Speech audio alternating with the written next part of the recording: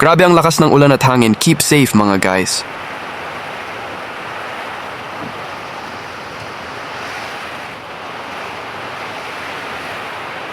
Anong mapapansin mo dito?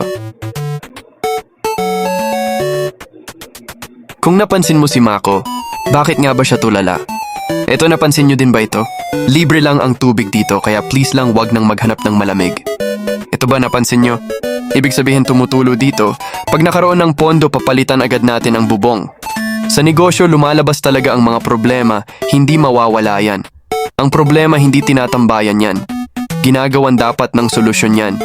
Aminado naman ako pag nagkakaproblema, nahihirapan ako gawan ng solusyon, pero dapat talaga gawan agad ng action. Hindi nakakatulong ang pagiging emosyon, kaya dapat matatag ka sa mga pagsubok. Mr. Dekdek Internet Cafe, ang pinaka-affordable na computer shop.